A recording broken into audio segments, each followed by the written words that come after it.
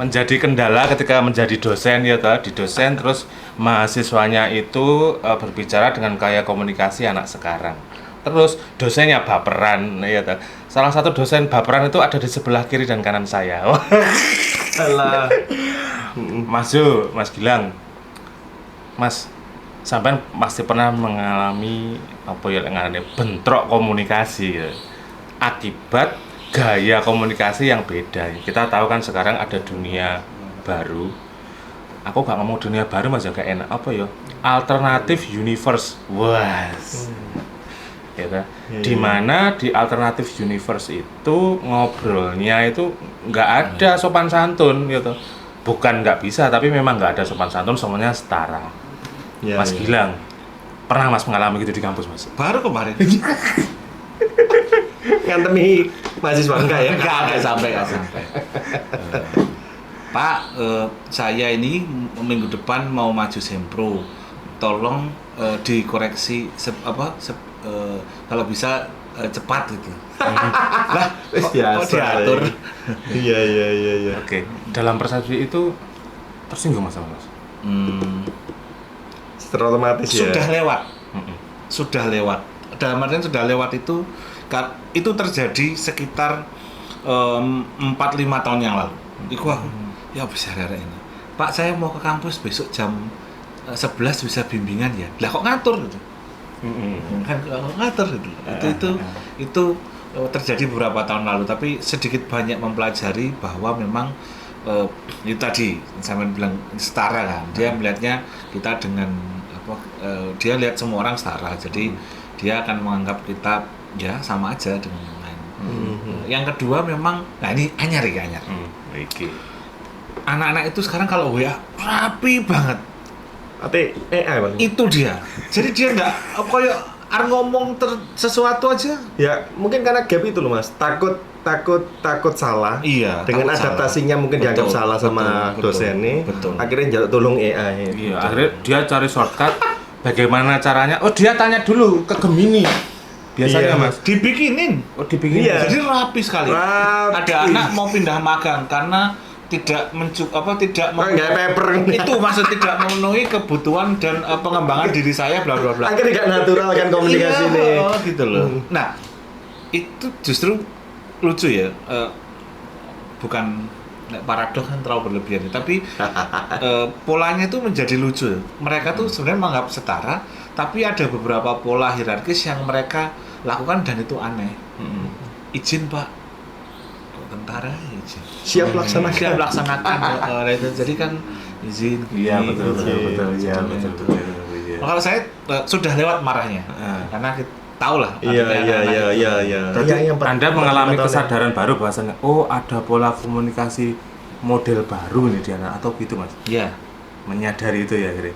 Dan akhirnya memaksa sampean untuk mengikuti. Iya betul. Adaptasi. Kadang ya marah. Pak, saya Senin sudah mulai kelas.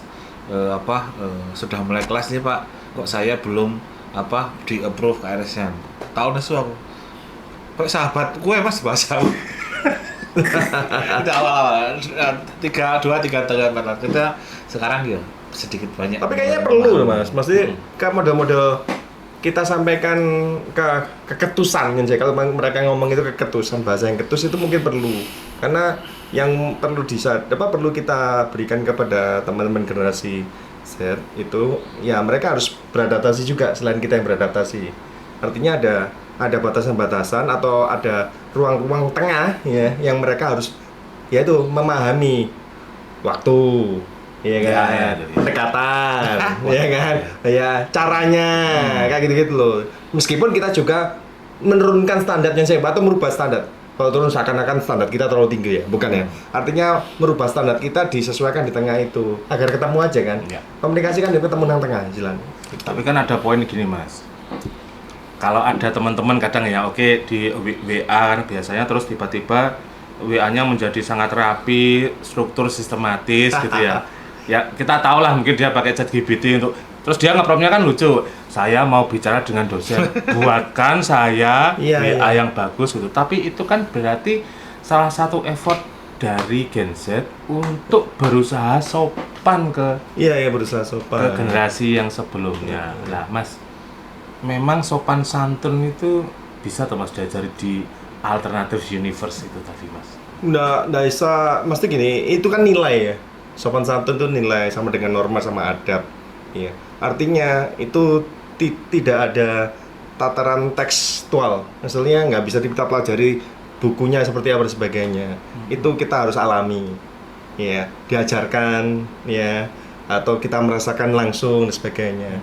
Ya, jadi akhirnya sopannya teman-teman muda atau generasi muda ini dengan sopannya para baby boomer atau Gen X kayak aku ini itu kan mungkin beda, ya kan? Bisa lagi ini, ya apa? Ketemu guru kudu munduk-munduk ngene, ndelok ngene langsung dipendeli yo. Ya, betul. Nantang kamu nek kene saiki yo.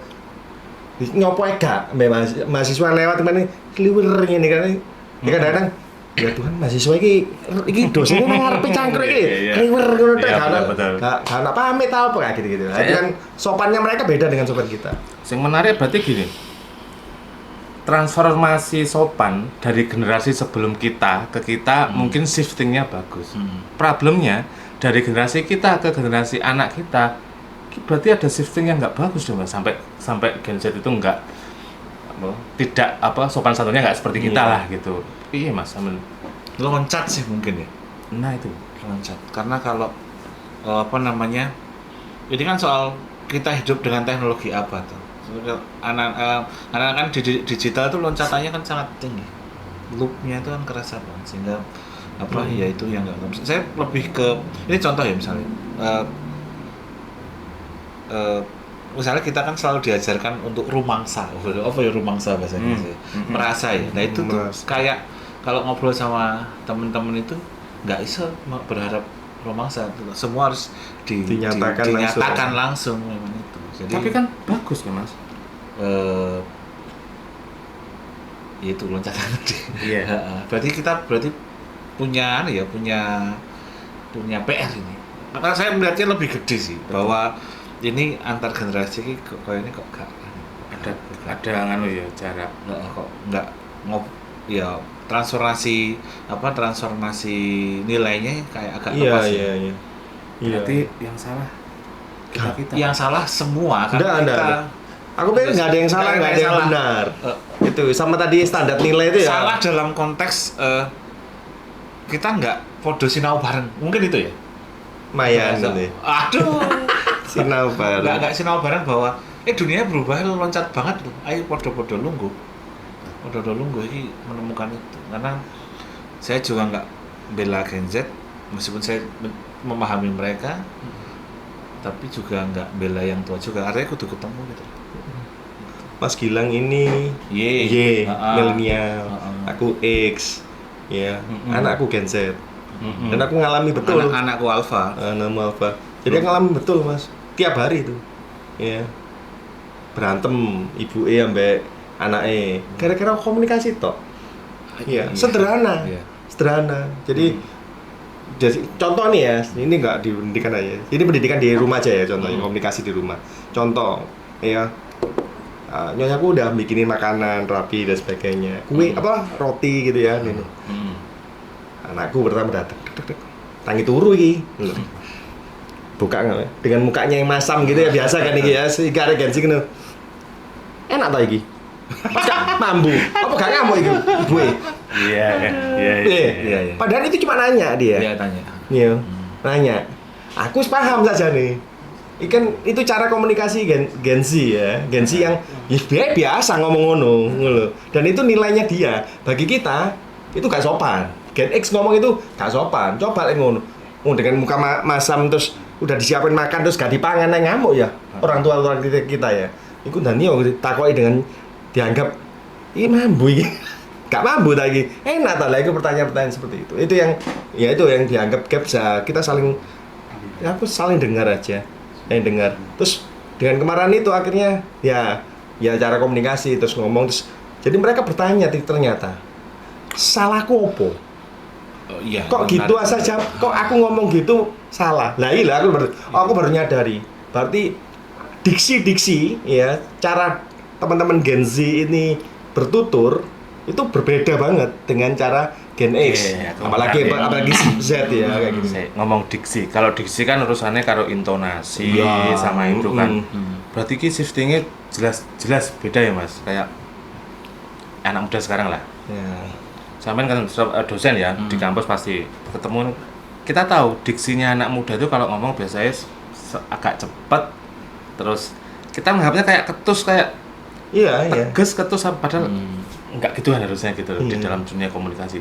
Tapi mereka juga mahasiswa komunikasi kan gitu mas. Apa sih mas sampean enggak, aku sebenarnya mau cari sebenarnya ini yang salah ini teknologinya atau kegagalan kita mentransfer nilai dan budaya ke generasi Gen Z ini mas. Saya pengen tahu di situ mas. Kayaknya yang kedua deh, karena apa? Ini kecurigaan. Kadang-kadang saya tuh merasa bahwa sejak ada internet yang dia bawa nilai-nilai dari luar itu, banyak nilai-nilai kita yang agak tercabut. Aku tuh kalau di kelas ngomong media baru itu oke lah, fine, ini soal fine. Hanya ada satu problem di kita.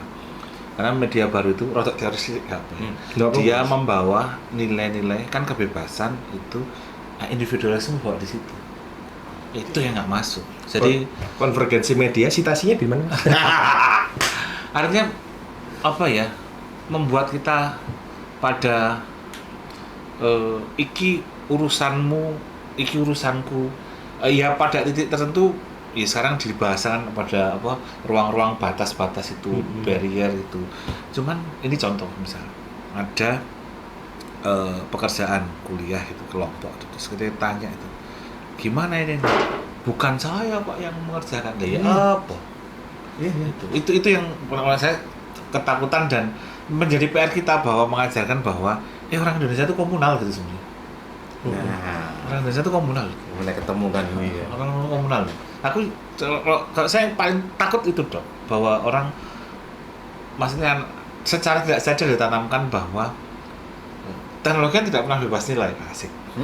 Artinya kita orang-orang berpikir itu urusanmu, nah kan itu bersama.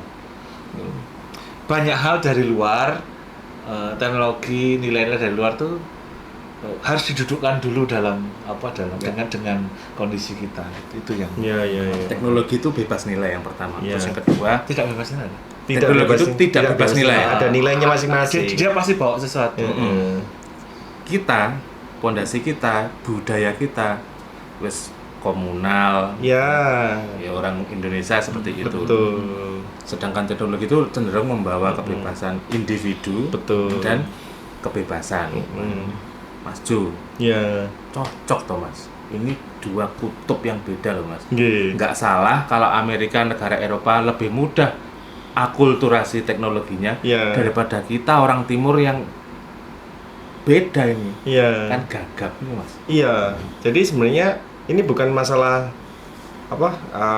salah ya atau tidak atau apa namanya gagal atau tidak.